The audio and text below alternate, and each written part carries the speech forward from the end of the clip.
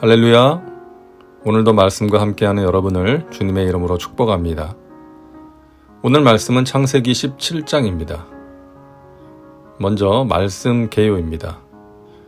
1절부터 8절은 하나님이 아브라함에게 열국의 아버지가 되고 그의 후손이 가나안 땅을 차지할 것이라는 약속을 주시고 그의 이름을 아브라함으로 바꾸게 하시는 내용입니다.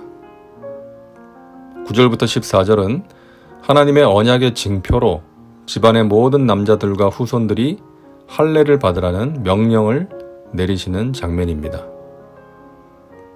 15절부터 22절은 하나님께서 사레가 열국의 어미가 되고 이삭을 낳을 것이라는 말씀을 주시고 그녀의 이름을 사라로 바꾸게 하십니다. 23절부터 27절은 하나님의 명령에 순종하여 아브라함이 집안의 모든 남자들에게 할례를 받게 하는 내용입니다. 다음은 말씀 묵상입니다. 첫 번째 묵상 포인트는 할례입니다. 하나님께서는 아브라함에게 주신 언약의 징표로 할례를 행하게 하십니다. 노아와의 언약의 징표로 무지개를 주신 것처럼 아브라함과의 언약의 징표로 할례를 행하게 하십니다. 따라서 사람들이 할례를 행한다는 것은 하나님의 약속을 받아들이고 그 약속이 성취될 것을 믿는다는 표시라고 할 수 있습니다. 뿐만 아니라 할례는 구별된 하나님의 백성으로서 하나님께 순종하며 살아야 한다는 의미도 포함됩니다. 할례를 행한 사람의 생각과 삶이 할례의 의미와 부합되지 못한다면 할례는 단순히 남자 성기의 포피를 잘라내는 그 행위 이상의 의미가 없기 때문이죠. 그렇기 때문에 구약 성경의 할례 의식은 하나님에 대한 믿음과 순종을 나타내는 것이며 중요한 것은 이 의식 자체가 아니라 마음과 실천인 것입니다.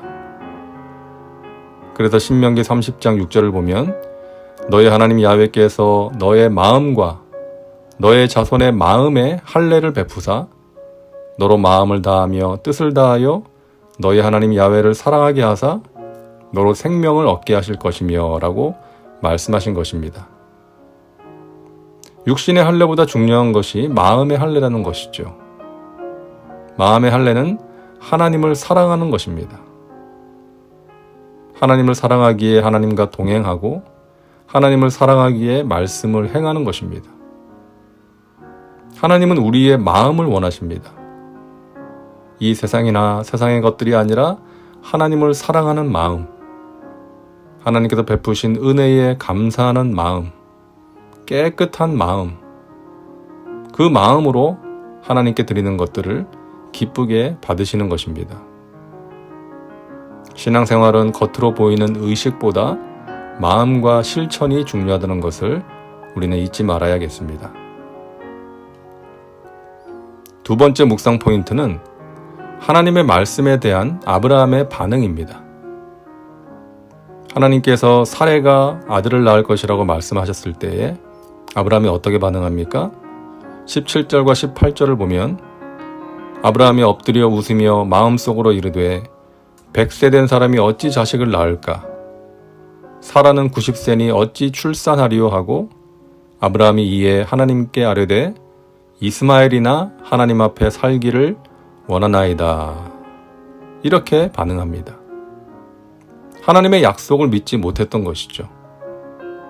믿음의 조상으로서의 아브라함의 모습을 발견하기가 어렵습니다. 우리가 지금까지 살펴보았지만 아브라함은 기도하지 않고 자기 판단대로 하기도 했고 자기 살겠다고 아내를 누이라고 말하기도 했고 아내의 말만 듣고 하갈과 동침하여 이스마엘을 낳기도 했습니다. 오늘 말씀에서도 하나님의 약속에 대한 확신보다는 의심을 가지고 있는 것입니다. 그런데 하나님께서는 그런 아브라함을 어떻게 하십니까? 하나님은 의심하고 믿지 못하는 아브라함이 믿음을 가질 수 있도록 수고를 아끼지 않으십니다. 계속해서 말씀을 주시고 15장에서 본 것처럼 아브라함을 밖으로 불러내셔서 별을 보게 하시면서 믿음을 가지도록 촉구하시고 믿지 못하는 아브라함을 정죄하시고 책망하신 것이 아니라 믿음을 가지도록 격려하시는 것입니다. 하나님의 열심이라고 해야 할까요? 하나님의 크고 넓으신 마음과 사랑, 그리고 인내를 보게 되는 것이죠. 여기서 우리가 기억해야 할 것은 우리가 믿음의 조상이라고 부르는 아브라함이라는 사람이 위대한 것이 아니라 아브라함을 아브라함 되게 하신 하나님이 위대하시다는 것입니다. 성경에 나오는 모든 인물들이 마찬가지예요. 그들이 잘나서 그들이 열심히 해서 인정받고 귀하게 쓰임받은 것이 아니라는 거예요.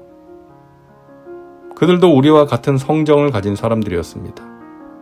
여러 가지로 연약하고 부족하고 의심하고 믿지 못하는 사람들이었지만 하나님께서 그들을 붙들어 주시고 위로해 주시고 격려하시고 믿음을 갖게 하셔서 훌륭한 삶을 살 수 있도록 해 주신 것입니다. 우리도 마찬가지죠. 우리가 연약해서 하나님의 존재와 사랑을 의심할 때가 있고 믿지 못하고 낙심하고 두려워할 때가 있지 않습니까? 그러나 하나님은 우리가 넘어지면 다시 일어설 수 있도록 도와주십니다. 일어나 걸으라, 내가 새 힘을 주리니. 일어나 걸으라, 내 너를 도우리. 찬양의 가사처럼 우리에게 새 힘을 주시고 우리를 도와주십니다. 믿지 못할 때 다양한 방법으로 믿음을 갖게 하십니다. 선포되는 말씀을 통해서, 기록된 말씀을 통해서, 주위의 누군가를 통해서, 기도 가운데 평안과 확신으로 믿음을 갖도록 도와주시는 거예요.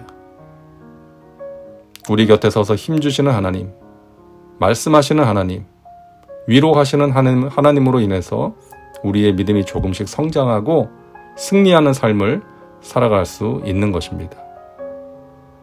이것이 우리가 경험하는 귀한 은혜인 것이죠. 다음은 말씀 적용입니다. 육신의 할례보다 중요한 것은 마음의 할례입니다. 종교적인 의식 자체가 중요한 것이 아니라 그 의식을 행하는 사람의 마음과 실천이 중요한 것이죠.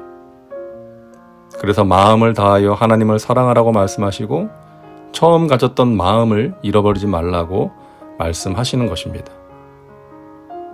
하나님을 향한 나의 마음이 예전과 비교해서 어떠한지 살펴보시기 바랍니다. 교회를 다니며 신앙생활을 하고 있고 봉사도 하고 있지만 내 마음이 예전 같지 않다면 회복이 필요합니다.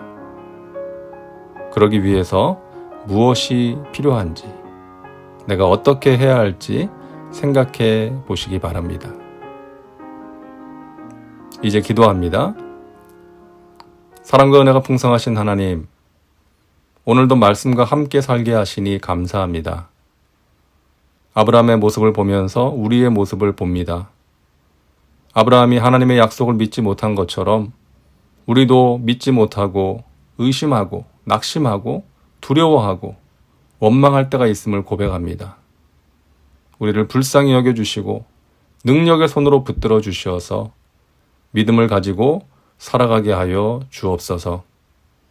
회복의 은혜를 베푸셔서 우리의 몸과 마음이 새로워지게 하여 주옵소서. 암울한 시대를 살아가고 있지만 하나님의 은혜로 이겨내게 하여 주시옵소서. 예수님의 이름으로 기도하옵나이다.